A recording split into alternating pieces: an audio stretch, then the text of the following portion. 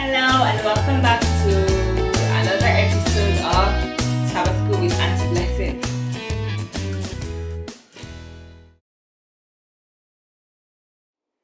Our most kind and gracious Father, thank you for this beautiful Sabbath.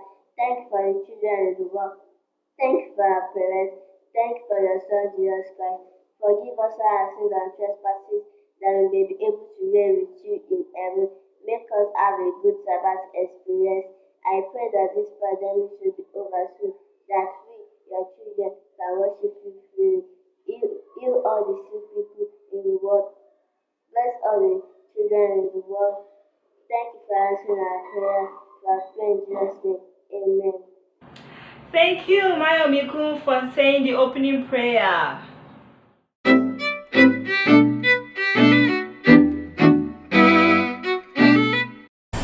Good morning and happy Sabbath, everyone.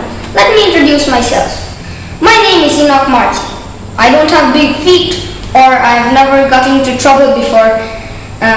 But today's mission story title is Big Feet, Big Trouble. It's about a boy named Wilmot who lived in the country of Liberia in West Africa. He lived there in West Africa. He woke up one day and saw his feet and legs were really big. It was gigantic. He tried to put on a pair of pants, but it would not fit. He tried to put on a pair of shoes, but they also would not fit. He squeezed in one of his pants and ran barefoot to Dad.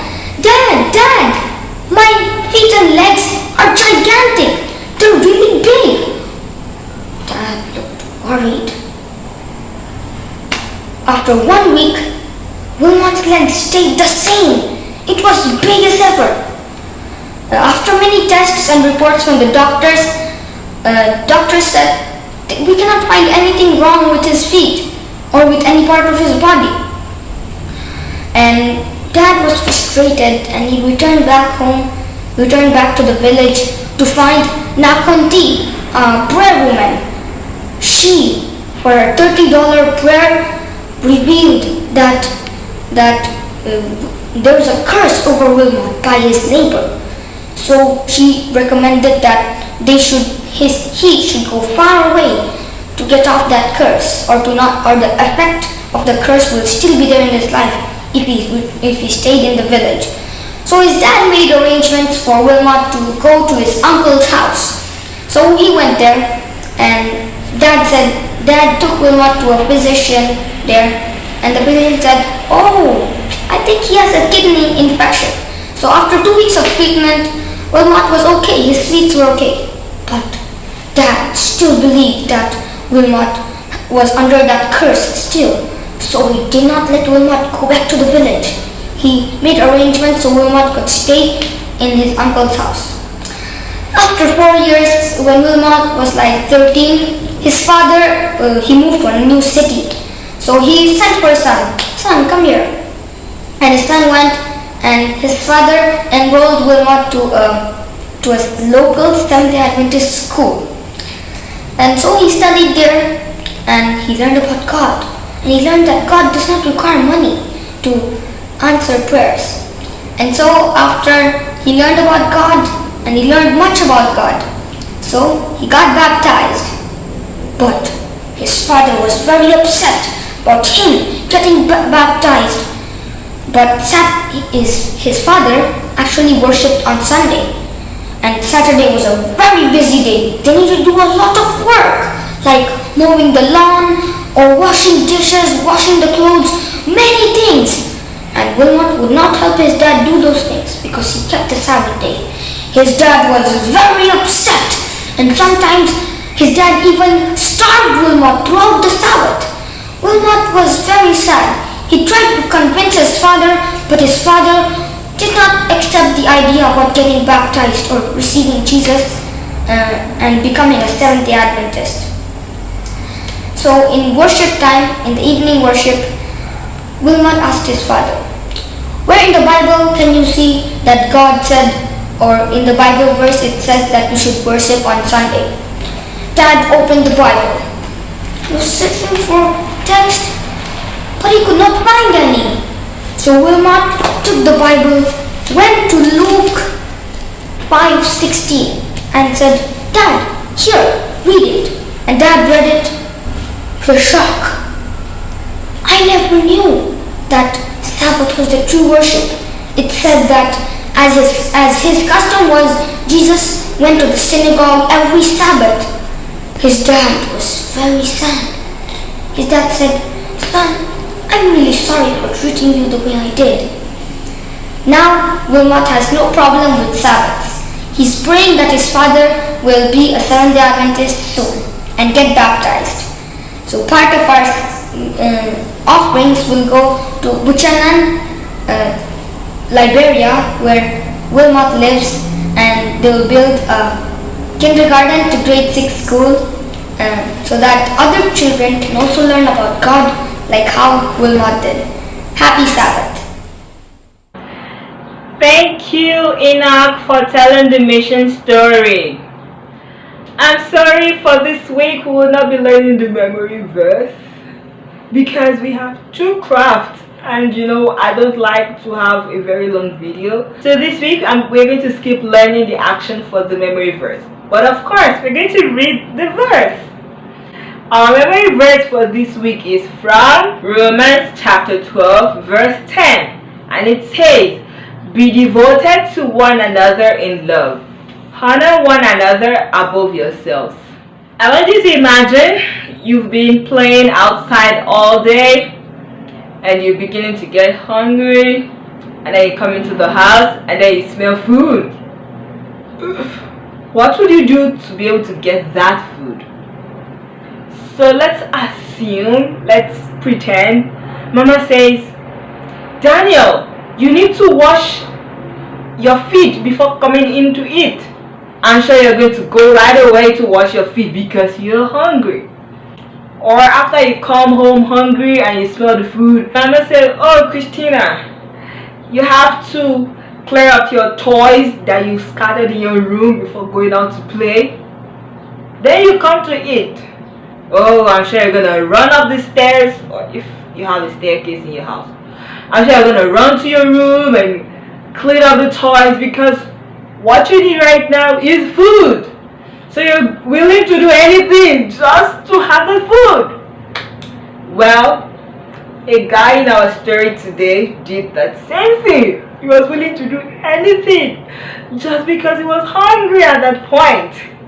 The title for this week's lesson is Sold for a Bowl of Stew.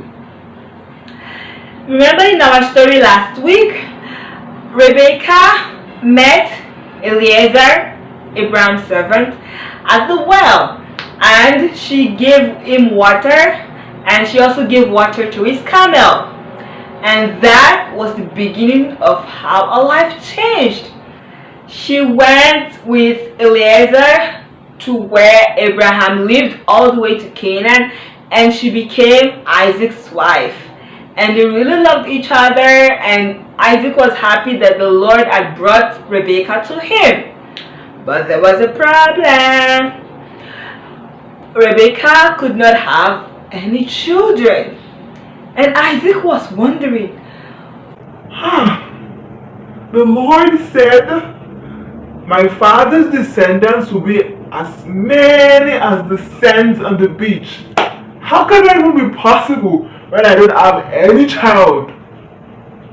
And so Isaac was thinking about all of this. And then at the point he said, hey, why should I keep thinking? Why don't I just talk to God about it? So Isaac prayed, Lord, could you just please give my wife a child?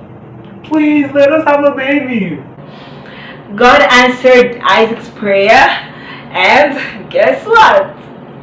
Rebecca got pregnant and they got 2 babies! Not just one, they got 2 babies, 2 boys. One was called Esau and the other was called Jacob. But the thing is, when the 2 were inside the belly of Rebecca, they were, fighting each other. She was feeling like, oh, these babies, they're giving so much trouble. And so she prayed, Lord, what is this? else could give her answer. Her husband could not tell her what was happening. Her nurse could not tell what was happening. But she was feeling like the babies are really giving her problems and fighting inside of her. But then God told Rebecca that He said that the two children inside of her were very different. And these two children would be the beginning of two nations. One will be stronger than the other, and the elder will serve the younger. When the boys came, Esau and Jacob, they really did look very different. Esau liked to go out and loved to go hunting, and when he wanted something, he wanted it right now. No patience. He was like, I want it right now. That was who Esau was. But the good thing about him, when he goes out to hunt, he brings things for his father. So his father loved him very much. He was his father's favorite twin. What about Jacob? Jacob did not like to go out. He liked to stay at home. And because he loves to stay at home, he was with his mother and he helped her around the house, and he even learned to cook. And so he was his mother's favorite. One day, when Esau came back from Auntie, he likes to go out to hunt and all. When he came back, he was so tired and so hungry. But then he smelled something good that Jacob was cooking. It might have been lentil stew. So Esau went to where Jacob was. The aroma of the food, so very nice. So when he got to Jacob, I'm starving, Esau said. And then he told Jacob, let me have some of that.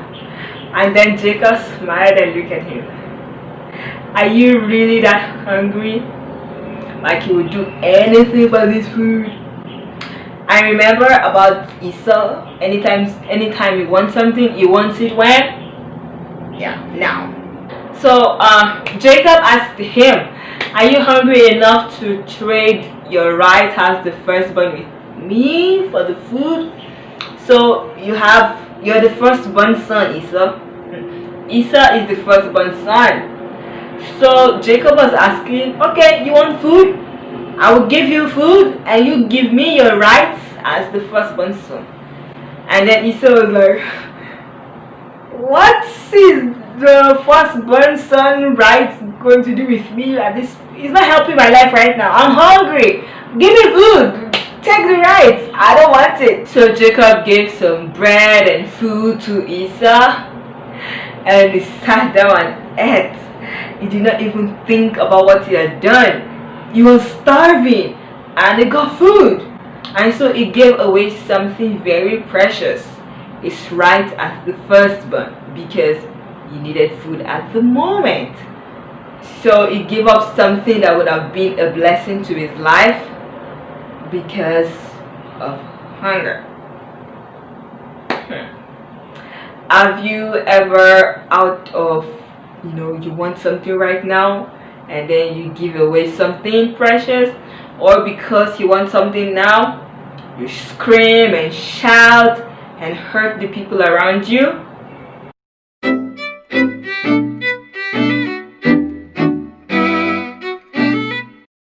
So for today's craft, I could not decide on what to do. Should I do this one or should I do that one? So I decided, why don't we do both? Oh, you're asking why can't she choose? Well, because the two ideas are very nice and very easy for me. It might also be easy for you. Now, what are the two, you might ask? Wait a moment.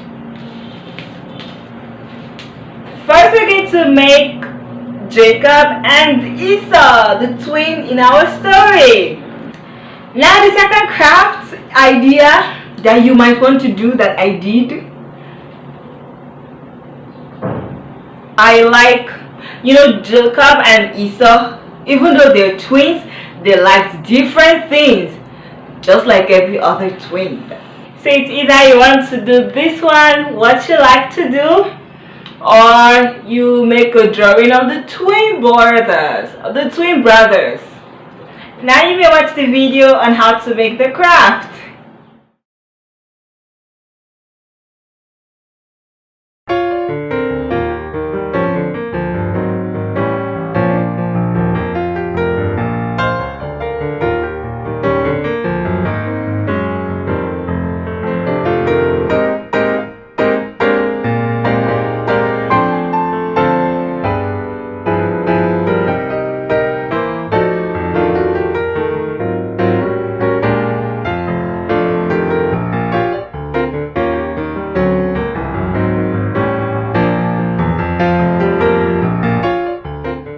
Now you decorate the two figures that you have left.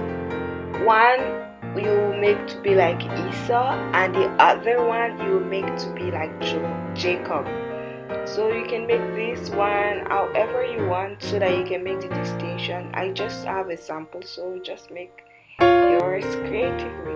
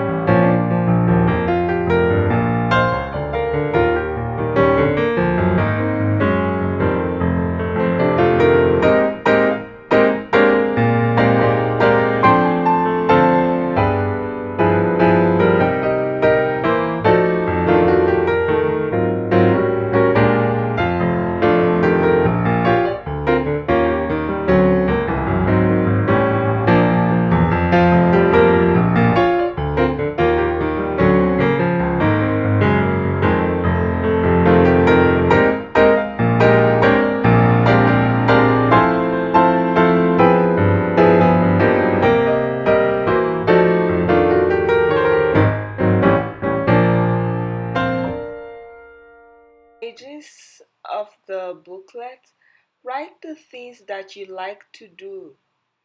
For me, I wrote some things: singing, playing, eating, and all that. So you write the things that you like to do on the inside of the booklet. You might also draw those activities you like to do.